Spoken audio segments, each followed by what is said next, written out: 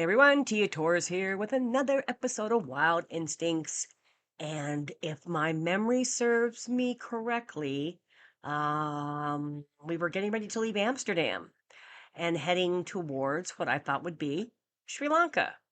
Now, I don't think I mentioned this in the other episodes, but let's remind everybody I am a human who hates flying. Okay, between a horrific fear of flying, I also get extremely airsick. So the flight from Los Angeles, LAX, to Amsterdam was 11 hours. Okay. 11 hours straight. Okay. Um, Although I spent most of the time under the influence of Tylenol PM, um, spending a day in Amsterdam, even with the drama that we had, it felt good. I kind of got my bearings back. I stopped puking because I am one of these people that when I get like car sick, air sick, yeah, I get motion sick for everything. It takes me a day or two to recuperate. So I was barely getting over it before we had to hop back on a plane. So we load the animals up. We get back on the same plane. KLM is the name of the airline. And I'm assuming we're going straight to Sri Lanka. Uh, no, no. And I don't remember at which point. Oh, no, I do remember at which point I found out we weren't. When we landed. Remember now. So this particular leg of the flight, they loaded up more cargo in the cargo section, which is where our animals were. And again, where I spent a lot of my time sleeping on top of Romeo the lion's cage so that I could be next to my dog Tatanka, who was still not doing well in a crate. This time they had loaded up cases of chicks. Yes, peepers. Like peep, peep, peep, little baby chickens. Who, how, I don't even, hundreds of them right next to our lion, our leopards, our tigers, the wolf dogs. Yes, right there. And they peeped the entire time. Um, it was a very stressful leg of the flight. So I get through it again under the influence of Tylenol. And we are told that we're landing. Now, let me remind everybody why we were kind of in the dark as far as the flight. This is a Dutch airline, okay?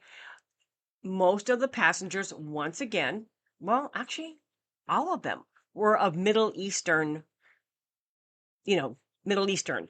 Okay, so nobody really spoke English on this airline. Myself, Chad, and Scott were like the only Americans, the only English-speaking people. Now there were, I think, like maybe one flight attendant that spoke fairly good English, with a very thick Dutch accent, of course. So it wasn't like the pilot, when he spoke, we understood what was going on. I'm saying this for a reason. So we begin our descent. Mind you, again, I think we're landing in Sri Lanka until, oh my God, I remember this vision or this visual like it happened yesterday. Um, the plane lands and people are getting off, but of course we get up and immediately go to the back of the cargo section to make sure the animals were calmed down. Because in our mind, we're going to start unloading the animals. So the big hatch door opens in the cargo section. I swear to you, I am not exaggerating. Lined up in 2 rows facing each other. Just when you get off, I come down the ramp from the cargo section, were armed like soldiers. Not American soldiers, like Middle Eastern looking soldiers with like weapons. And I'm like, what? Are we getting arrested? Like, what the hell? And a flight attendant comes in and she tells us that it's normal, but because there's cargo coming off the plane, that's why they're there. And I'm like, wait, what's going on here? And I'm kind of looking out at the airport.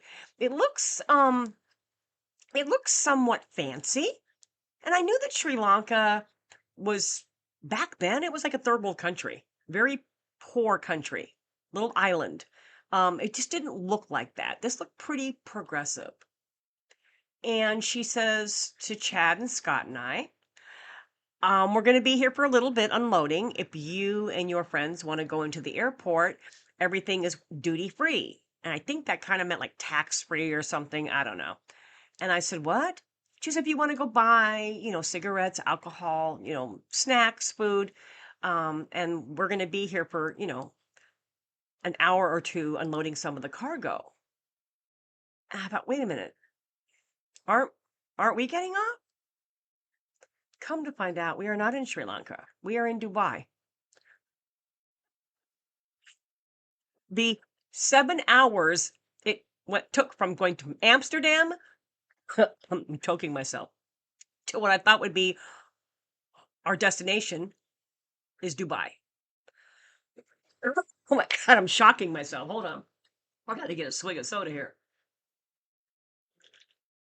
Now, let me remind you, this happened in the late 90s, mid 90s, mid 90s. There was a different perception of Dubai in the Middle East back then.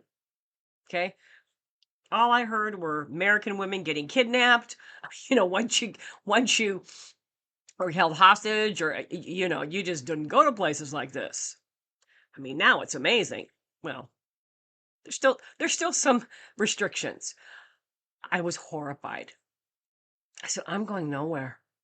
Now, of course, Scott and Chad, my co-conspirators, the ones that dragged me into the red light district, the ones that got the taxi driver high, the ones that left me with the Amsterdam police and their, in their clutches. Of course, they wanted to get off the plane. I'm not going anywhere. I'm not getting arrested. So we sat there for another, hour or two while they did their thing and the airlines did their thing. And I'm thinking, I just flew another 7 hours and we're still not there yet. So everybody gets back on the plane. We're ready to head to what is going to be Sri Lanka, for real this time. So I'm thinking, oh, it's just a hop, skip, and a jump away. I mean, it's got to be. We've been in the air for 18 hours. No, no. We have another 5-hour flight. Now, I don't know why I didn't check this all out before I got on a plane at LAX. Can I remind you again, for probably the third or fourth time, I am terrified of planes. I get brutally airsick. And I'm thinking, I'm going to die. I'm just going to die. Like, if I take any more Tylenol PM, I'm going to OD. But we get settled back in, and the plane starts to get really rowdy. Now, I thought it was rowdy in the prior flights, but this time they got really rowdy because men from Dubai get on, and it's and some men from got off who were going to Dubai, but it's just a mixture of that same tone of men smoking, drinking, smacking tall blonde flight attendants on the ass with no repercussions, no consequences, and I'm like, we're going to die. That's all there is to it. So to make this long flight of a story less brutal, because just just rehashing it's making me have cotton mouth.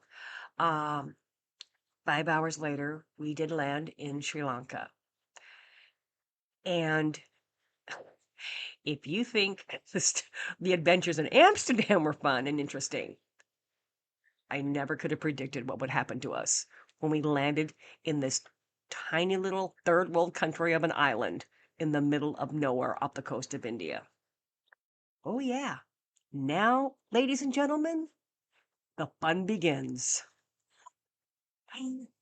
Can't wait to catch up with you on the next one.